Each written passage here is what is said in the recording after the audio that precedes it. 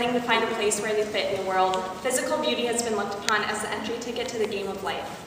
But if good looks is what we depend upon to succeed and be happy, is our success and happiness doomed? When there's always somebody more beautiful than us in that respect, is that the quality we want to be judged on first? In my first piece, Beauty Pageant, author unknown, Allison's dream is to become a beauty pageant like her idol, Pamela Watkins. But after her first pageant experience didn't exactly measure up to her aspirations. Her first pageant experience didn't exactly measure up to her aspirations, and after having to suffer through an embarrassingly flawed talent performance, so bad she wanted to run from the stage but didn't, she has to face up to the facts. I wasn't going to win. My dream wasn't going to come true. I had spent my whole life getting ready for this day, but it had all gone to waste when Miss Perfect had shown up, with her platinum tresses and those glittery, glossy lips. There was no way Courtney could be beat. She had executed her interview question without fault, and gone without mistake during her trampoline show.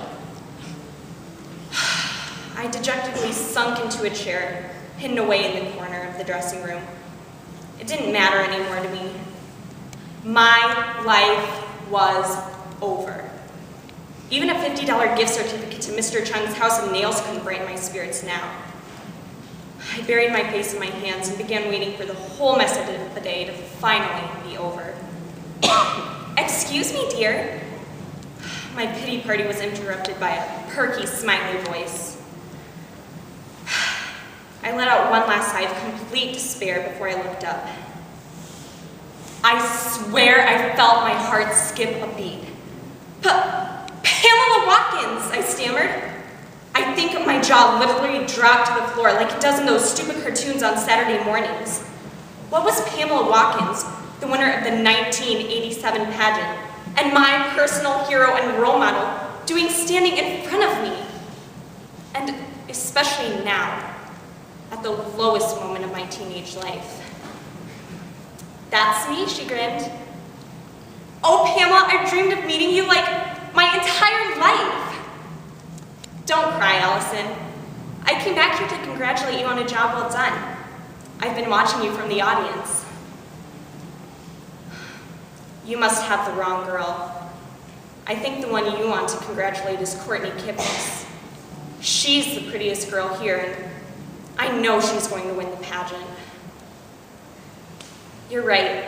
Courtney is going to win, Pamela replied. I talked to the judges a few minutes ago, and the decision is unanimous. So much for being crowned the 2004 Miss Douglas County Teen Queen. Well, thank you for letting me know before I went out on stage, I said, not daring to look Pamela in the eye. Staring into her dazzling baby blues was like looking at all of my broken dreams and wishes. I just couldn't bring myself to do it. Honey, I didn't come back here to talk to you about who won or who didn't. I just wanted to tell you that you've really impressed me. I think you should have won, Pamela called out, grabbing my shoulder before I could leave. Her last attempt to save me from my misery caught my attention. Had I heard her right?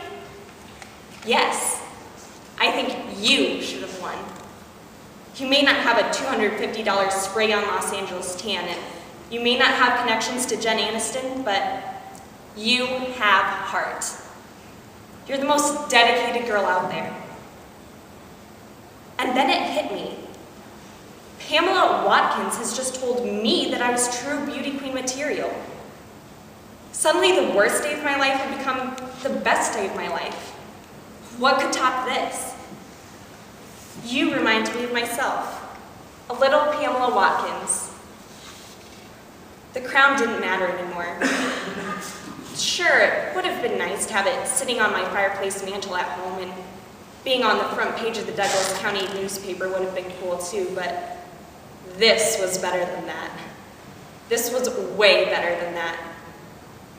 Watching the silver tiara be pinned to Courtney's head didn't hurt as much as I had thought it would. Even when she strutted up and down the aisle, waving her manicured hand furiously throughout the air, I didn't experience the sharp pains that I had expected.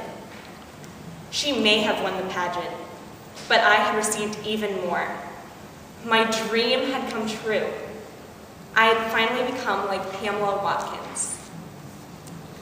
Hopefully as we grow from girls to women, we realize the faulty wisdom that beauty is a physical attribute.